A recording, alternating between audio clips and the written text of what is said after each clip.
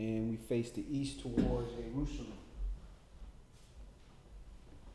Mikhail, can you go ahead and open us up in prayer? Heavenly Father, Yahweh, was holy and true coming out of Aim, Abraham, Ishaq, and Yaakov. Give you thanks and all praise in Yeshua's mighty name, Father Yahweh. You allow us, Father Yahweh, to worship you, Father, on Shabbat, and you allow us to worship on your Rosh Chodesh, Father Yahweh. Give you thanks and praise. It is our 6th month, Father Yahweh. Praise you, Most High. Heavenly Father, we ask, Father Yahweh, to keep our hearts malleable so we can receive your word, Father, and learn how to do your word, Father Yahweh.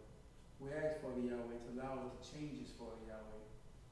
Change us from the evil ways that we have, Father Yahweh, that you're not pleased with, Father Yahweh. To be able to do your mighty will, Father Yahweh, and teach others, Father, and be an ambassador unto you, Father Yahweh. Give you thanks and praise and shoot my name, Father. Allow this word to go out to your four corners of the world, Father Yahweh. Let them receive your knowledge also, Father Yahweh. Give you thanks and praise. Touch my brothers, Father. Let them speak your word, Father. Not their will, but your will be done, Father Yahweh. Touch their hearts, Father Yahweh. Let the purity of your word be spoken in this room, Father Yahweh, to go on the airways. We give you thanks and praise for this also.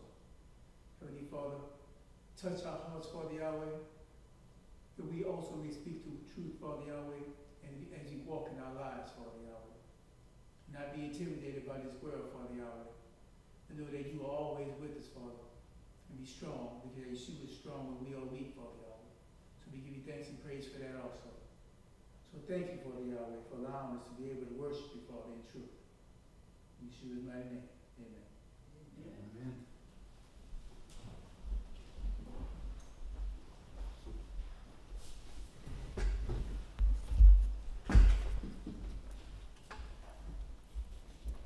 Changing it again soon. Mm-hmm.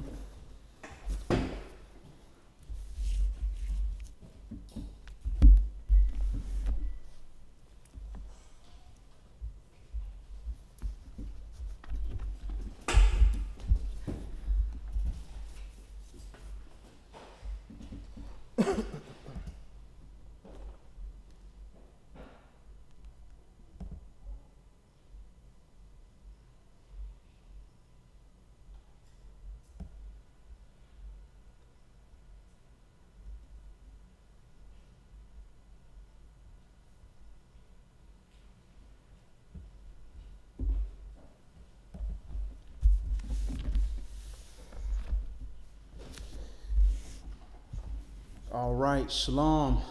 My name is Yadon Yasharah. My brother Yonatan Yasharah. Shalom. And we are in our Rosh Chodesh 6, which is the 6th month. When the sun fell today, it became the 6th month.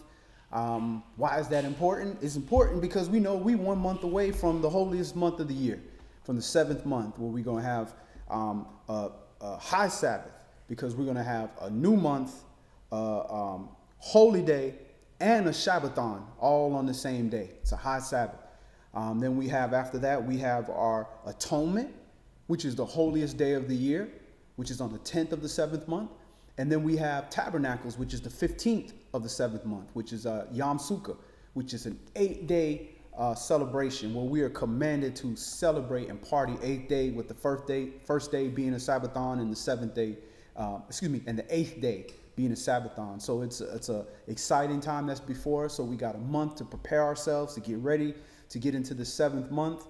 And if those of us that joined us for the Shabbat, we did the haters of Yah, which talked about a lot of how folks will hate the Most High, and how to validate whether or not you're a lover of the Most High or a hater of the Most High. And a requirement for those that love the Most High is you got to know how to love. What is love? We know what we've been told, well, if you love me, you'll do this and you'll do that. Well, what is the creator of all that was created define love? So we're going to get into that. Let's go to 1 Corinthians chapter 13 and get an understanding of how to love somebody. Because you could have in your heart the affection, the emotion of love, but if you don't know how to love somebody, if you were taught by this world how to love, it's a very difficult situation to get two people to walk on one accord, because they're all loving based on their own definitions of love, instead of saying, okay, this is the love according to righteousness, and this is how we need to be for each other. And that way, if we have disagreements, we can go to the directory and say, no, this is how it's supposed to be. 1 Corinthians chapter 13, and we're going to start this at 1.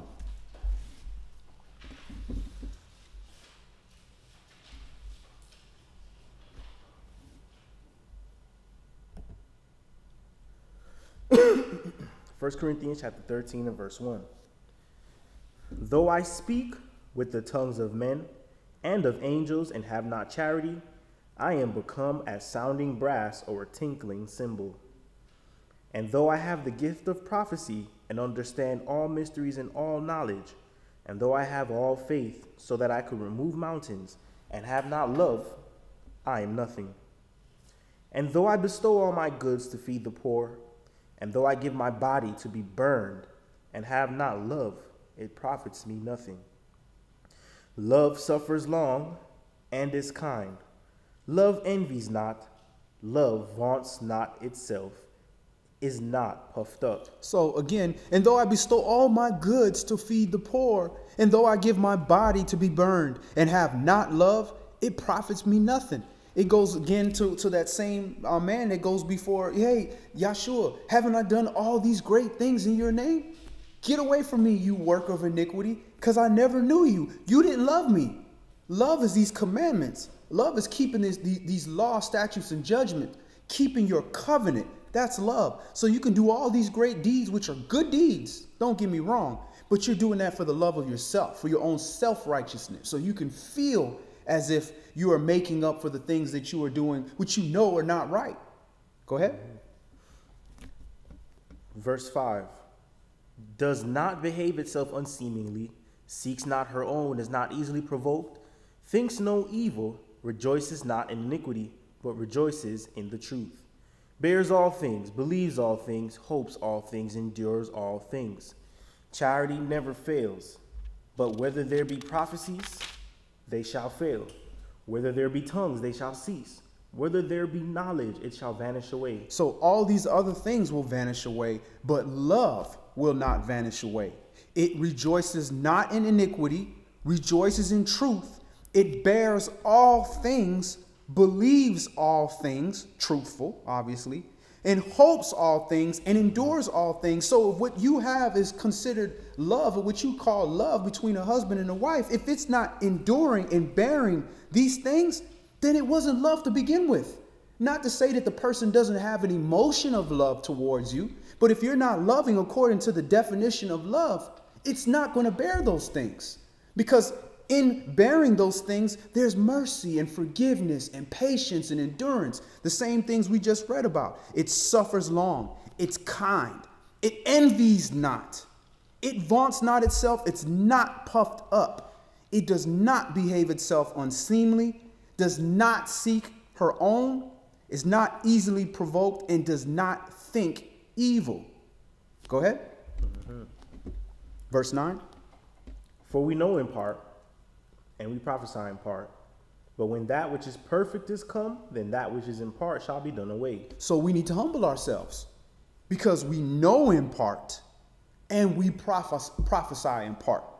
So in understanding that, when somebody's presenting something to you saying, hey, listen, this might not be right, you have to humble yourself to the point and say, you know what, let me address this. Let me look at this. Let me check with the scriptures. And there's going to be certain things we just won't have all the answers to. For example, like the holy days, the whole holy calendar system. There's certain things that we have to be honest enough to say, listen, we can only go so far.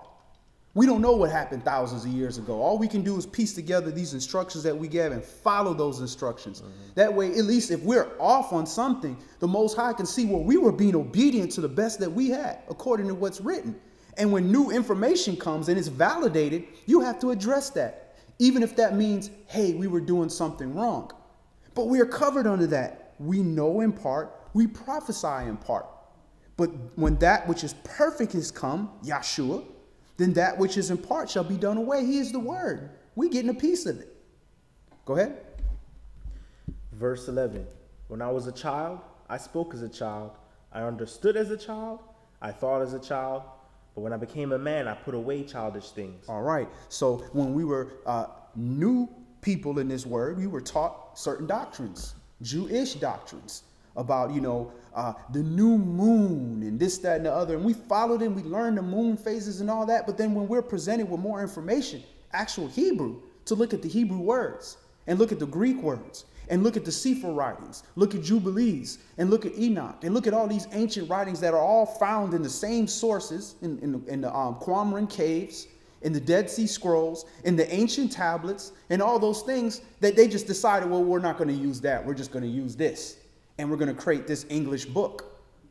Once we pieced all those pieces together and we know, okay, when I was a child, I spoke as a child, and understood as a child. In other words, I just regurgitated what was told to me, and I did it. And that was a level of obedience. But when I became an adult, and I started to learn and discern in line for line, precept for precept, I had to put away those childish things. Go ahead. Verse 12. For now we see through a glass darkly, but then face to face. Now I know in part, but then shall I know even also as I am known. And now abides faith, hope, love, these three. But the greatest of these is love. All right. Let's go to Devarim chapter 10. And to love the Most High is to keep his commandments. And one of his commandments is for us to give our best to him. In our offerings, give our best in ourselves. When we offer ourselves to the Most High, that has to be the best that we have to offer. We follow these commandments to the best of our ability. He knew we would fall short. That's why he created repentance. That's how perfect his law is. That's why he created his son to come down here in the flesh, to give us his word, to keep us in life. Deuteronomy, Devarim, chapter 10 and verse 1. At that time Yahweh said unto me, hew you 2 tables of stone like unto the first, and come up unto me into the mount, and make you an ark of wood.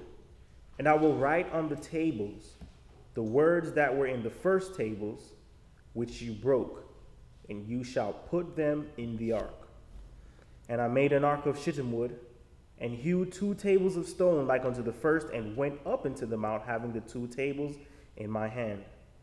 And he wrote on the tables, according to the first writing, the 10 commandments, which Yahweh spoke unto you in the mount, out of the midst of the fire in the day of the assembly. And Yahweh gave them unto me. And I turned myself and came down from the mount, and put the tables in the ark, which I had made. And there they be, as Yahweh commanded me. And the children of Yasharal took their journey from Beeroth of the children of Yaakan to Masra. There Aaron died, and there he was buried, and Eleazar his son ministered in the priest's office in his stead. From there they journeyed unto Gudgodah, and from Gudgodah to Yotbath, a land of rivers and waters. At that time Yahweh separated the tribe of Levi to bear the ark of the covenant of Yahweh, to stand before Yahweh, to minister unto him, and to bless his name unto this day. Wherefore Levi has no part nor inheritance with his brethren. Yahweh is his inheritance, according as Yahweh your Elohim promised him. So what better inheritance can you have? He's giving you Yahweh as inheritance, which means all those offerings which belong to Yahweh go to the Levite, because he's the servant. Now, that wasn't all for him, because there was only so many Levites. There was only so many sons of Aaron. Then the excess, that was because there would be much excess, because you're giving the best unto Yah, was supposed to go to the poor, the fatherless, the widows, the strangers. So we had a social security and a welfare system already in place. And the Hebrew, the righteous Hebrew, already understood everything that was given unto you does not belong to you. So you can actually covet your own things. And that's a deep concept. You can covet your own stuff. And in this society, we're taught that that's perfectly fine. It belongs to you. Everything belongs to you. No. First of all, 10% of what you have already belongs to Yah. Yaakov already made that covenant well before all this stuff came into place. So that's a tenth that belongs to Yahweh. So you shouldn't have a problem at all giving a tenth of what you have to the poor, because that already belongs to Yahweh. Go ahead, brother. Verse 10. And I stayed in the mount according to the first time 40 days and 40 nights, and Yahweh hearkened unto me at that time also, and Yahweh would not destroy you. And Yahweh said unto me, Arise, take your journey before the people, that they may go in and possess the land which I swore unto their fathers to give unto them. And now, Yashua, what does Yahweh your Elohim require of you? But to fear Yahweh your Elohim, to walk in all his ways, and to love him, and to serve Yahweh your Elohim with all your heart and with all your soul. Now, how do I do that? Continue. To keep the commandments of Yahweh and the statutes which I command you this day for your good. So this is for your own good. If you love me, then do what's for your own good. That's what every parent will tell a child. Listen, if you love me, just do good. Just do right, because I want to see the best for you. I don't want to see the worst for you. So Yahweh's saying that here, point blank. This is what I require of you. Yahweh your Elohim requires of you to fear Yah, which should be Yahweh, to reverence Yahweh your Elohim, to walk in all his ways, and to go love him, and to serve Yahweh with all your heart and with all your soul. Your heart, with your body, your soul, your whole body, your best being, whatever you have to offer. Give the best of what you have to him. And keep his statutes and commandments for your own good. That is love. So when we establish heads of households or heads of assemblies, it needs to be in that same manner. You need to love Yah with all your heart and all your soul according to these commandments. If that same structure is kept in the assembly and is kept in the household, then if there's a disagreement, just get into the word. Get into the book to the best of the understanding. Go ahead. Verse 10. And I stayed in the mount according to the first time 40 days and 40 nights, and Yahweh hearkened unto me at that time. You're at verse 14. Oh, okay, yeah, you're right. Behold, the heaven and the heavens of heaven is Yahweh's, your Elohim, the earth also with all that therein is. Verse 15. Only Yahweh, verse 15. Only Yahweh had a delight in your fathers to love them, and he chose their seed after them, even you above all people, as it is this day. Circumcise therefore the first foreskin of your heart, and be no more stiff-necked. For Yahweh your Elohim is Elohim of Elohim, the sovereign of sovereigns, the great El, almighty and terrible, which regards not persons nor takes reward. He does execute the judgment of the fatherless and widow, and loves the stranger in giving him food and raiment. Love you therefore the stranger, for you were strangers in the land of Mizraim. You shall fear Yahweh your Elohim, him shall you serve, and him shall you cleave, and swear by his name. He is your praise, and he is your Elohim that has done for you these great and terrible things which your eyes have seen. Your fathers went down into Mizraim with 70 persons, and now Yahweh your Elohim has made you as the stars of heaven for multitude. All right, so we have seen these things that Yahweh has done for us. We have seen his love. Everybody else in the world is just by, a rumor. Mm-hmm. They heard, or they seen some of the effects of what went on, or were dealt with by Yahweh. But we know. So looking at this Hebrew word for love, it's ahab, which is H157. Ahab, spelled A-H-A-B. And the Yiddish would be ahav. They use a V, a vet, instead of the bet, instead of the bat. And it's ahab. And that's a primitive root to have affection for, sexually or otherwise. Be loved, lovely, lover, like, or friend. So when he's telling us to love him, he's telling us to be a friend to him. And what does Yahshua said? If you were my friends, then you would do what? You would do as I say. And I'm telling you what the Father says. Point blank. You keep the commandments. If you were my friends. And what greater love for a friend can a man have than to give his life for his friend? Which means he putting He's giving his life for you and saying, listen, I could be doing what I want to do, but I see you about to do something that's in the way, and it's going to cause a problem in my life. If you and I get into a conflict, because we benefit from each other some kind of way, but I'm going to give up my life, the benefit that could come to me, and I'm going to put your life first and say, nah, bro, we can't rock like this. This ain't cool. You're just going to have to be mad at me. Or, you know, husband, we can't rock like this. Wife, we can't rock like this. And I'm willing to put our relationship on the line because I love you, because I'm giving my life for you. This is the standard of love, and this is how we were supposed to be as a nation. And when you have a nation like this, we will be leaders. But because we are not like this, we're the opposite. We're the bottom. Let's go to Ephesians chapter 5. We read that whole chapter, right? Yep. Okay.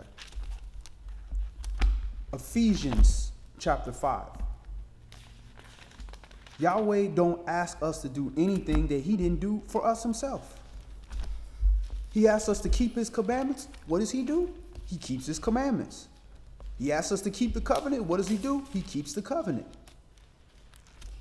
He asks us, husbands, love your wives as the Mashiach loved the assembly. And that's what he did for us.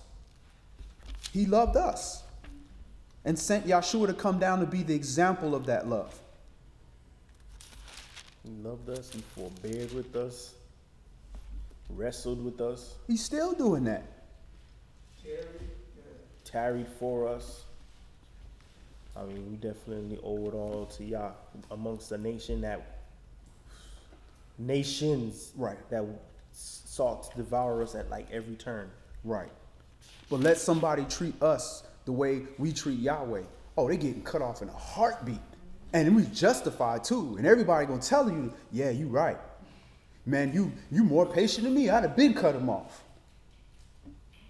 But we don't consider that, what if Yah cuts us off? And that's why in marriage, it was set up a certain way that there was supposed to be a separation if there was an issue in the household. But that husband didn't just put his wife away. He gave her an opportunity to repent. As long as she didn't violate that covenant, he gave a space for her to repent, and no other man was supposed to deal with that woman because it was supposed to, that's your brother. That's your brother's wife. You want them to be reconciled. You trying to foster that in any kind of way. You're not trying to take the man's wife. That's what you do to your enemy. You kill him and you take his wife, and you shave off her hair and you let her nails grow long. We don't deal with each other in that manner. Ephesians chapter 5, and we're going to start this at verse 1. Be you therefore followers of Elohim as dear children, and walk in love as Mashiach also has loved us and has given himself for us an offering and a sacrifice to Yahweh for a sweet-smelling savor. All right, so he gave the perfect sacrifice. He gave his life. But that is in the carnal sense. He physically gave his life. But before that, he already gave himself as an offering and a sacrifice to Elohim for a sweet-smelling savor. He said, I didn't ask for this blood. That's not what I wanted. I wanted obedience and sacrifice. And that's what Yahshua gave. That's how he walked in love. He walked according to these commandments, and he did his Father's will. He did the things that pleased the Father. And that's what he's asking us to do. He was a friend to Yahweh. Go ahead. Verse 3. But fornication and all uncleanness or covetousness, let it not be once named among you as becomes saints. Neither filthiness, nor foolish talking, nor jesting, which are not convenient, but rather giving of thanks. For this you know, that no whoremonger, nor unclean person, nor a covetous man who is an idolater, has any inheritance in the kingdom of Mashiach and of Yahweh.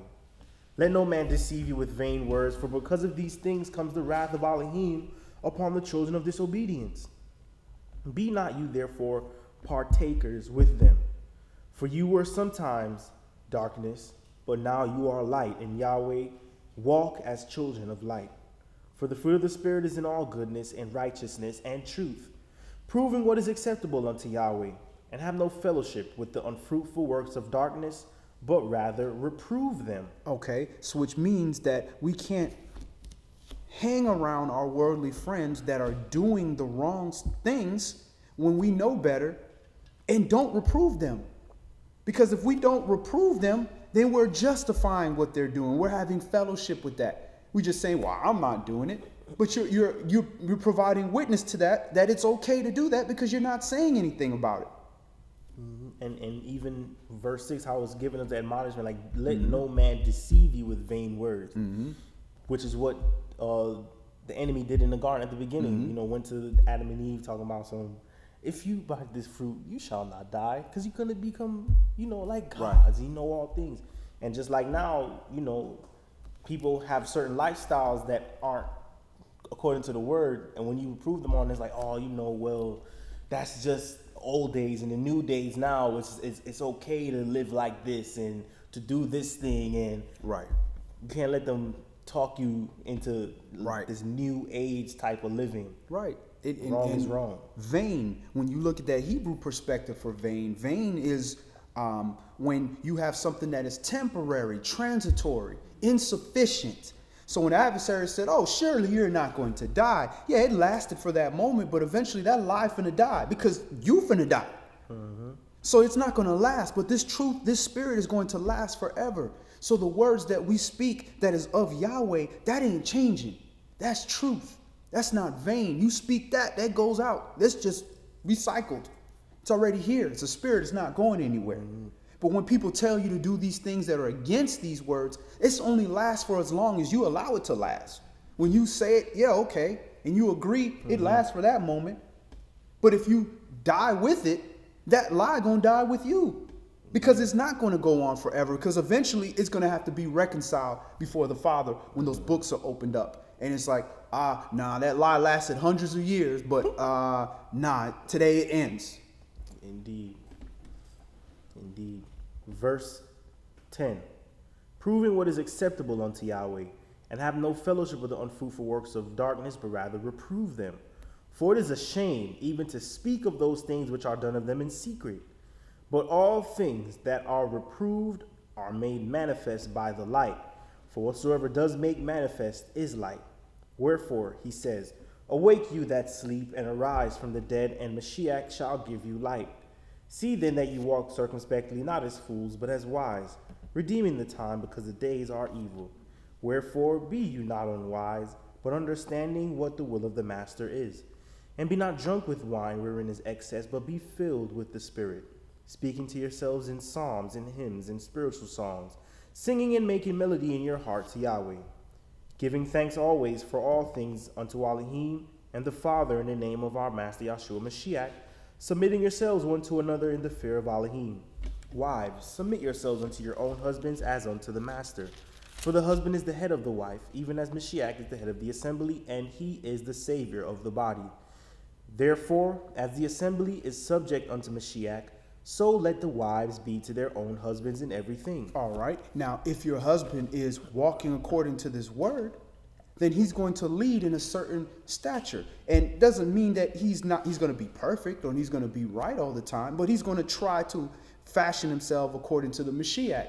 Now, where the wife comes in doesn't mean that she just sits there and just does everything that she says. She's supposed to be confirming in this word if the leadership that he's given is aligned with this word. And when she sees differently, she has to speak up. But ultimately, she needs to submit to her husband. And that's why the wife has to be careful and the father has to be careful who he allows his daughter to marry. Because if she marries a fool, she's going to have to submit by law. And it may not necessarily be a lawful situation, but it could be a situation that's not expedient, that can cause harm to them. And you don't want that for your daughter. The Most High doesn't want that for his daughter. Go ahead. Verse 25. Just to add to that, brother, just because she marries a fool, like in the case of Nabal and Abigail, that doesn't mean that in some circumstance where something that can take her life, that she should submit unto that. Because in that case, Nabal was doing wrong. And he put his whole, not just his family, but all his people. It wasn't expedient what he was doing at all. No, it was not expedient what he was doing. So Abigail took it upon herself to do a righteous thing. to try and take care of the whole family, her life and the lives of others, you know, and make that thing right. You know, she did the best that she could for the knowledge that she had, Right. and it paid off. You know, she humbled herself, and they say the sword was stayed. You know, so it doesn't mean that you have to go down with the ship when you know the ship is continually falling and sinking if the ship does not want to take correction. You know, so I want to make that point clear. You know, that because you make a mistake, that doesn't mean you have to sit and stay in that mistake. Right. You know. Your priority is to Yah first in everybody's life. That's it. Go ahead. Verse 25.